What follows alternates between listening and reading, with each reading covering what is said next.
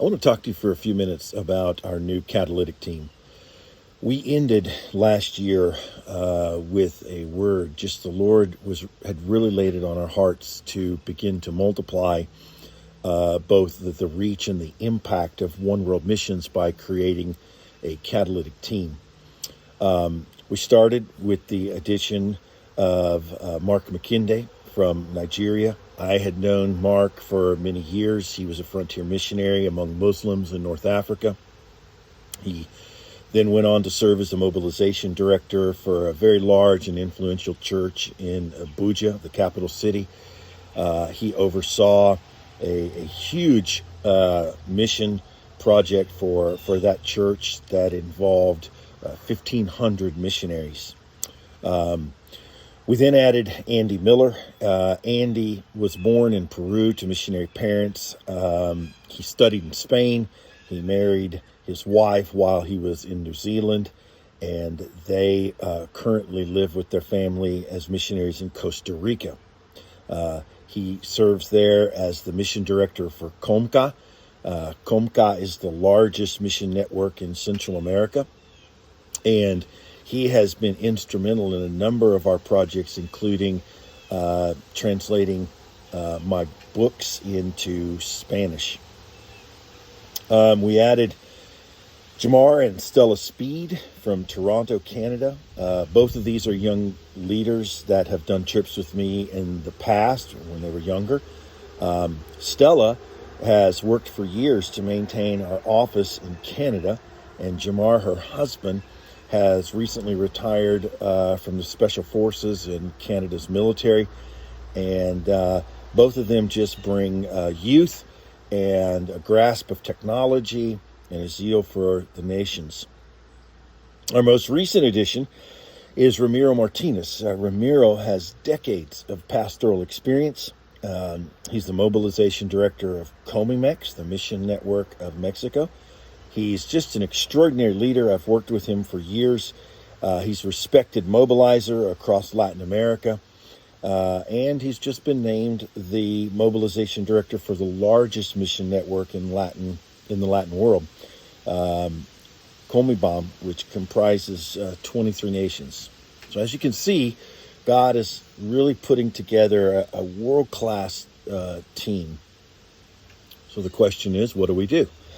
Our plan is to work together, leverage our decades of experience, our diversity of experience, as well as our extended professional networks. We want to tackle projects that are bigger than any individual, that are bigger than any individual network. Our objective is to catalyze entirely new mission movements. And what does that mean? That means engaging with the church or church networks or denomination to initiate new mission endeavors. We also hope to enhance existing mission movements. Let me give you an example of that. In 2021, Ramiro and Andy and I began engaging with the Assemblies of God of Nicaragua. At the time, they had 17 total missionaries that were on the field. So we started working with them to mobilize within their nation, to improve their training, to expand their training, and now they have 37 full-time missionaries in the field. Now, that's not all due to our efforts, but we certainly have played and will continue to play a part in that.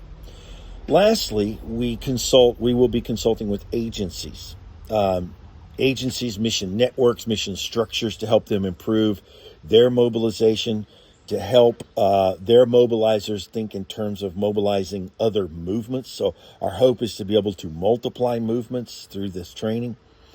Give you an example of that. We've just recently been asked officially by the largest national mission network in Africa, that is NIMA, the Nigerian Evangelical Mission Association. They've asked us to assist them with a strategy for a project they call Vision 5015. Vision 5015 was launched 15 years ago initially. The plan was to mobilize 50,000 senders to support 15,000 workers for Nigeria, northern Nigeria, as well as North Africa, primarily targeting Muslims. Now, in the last 15 years, they have raised an astonishing 7,000 workers, sent them out, deployed them across Nigeria and North Africa. Our team now is being brought in and asked to help them develop a strategy to mobilize the remaining 8,000 workers in the next 5 years.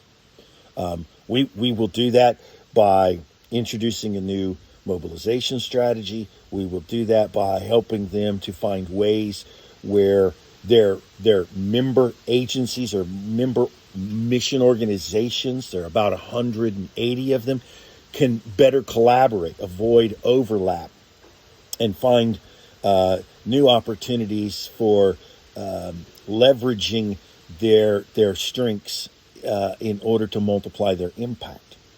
So that's one example. Let me close this segment with this. The Lord gave us a word. While I was in Canada last month, we were praying, and the Lord spoke to us that He would use us as force multipliers. Now, it's familiar with the term, but I had to look it up. It is a military term describing any inclusion into a fighting force or theater of war that multiplies the impact or directly influences the outcome without the addition of more manpower. So in short, it's introduction of any element that has an outsized effect on the outcome.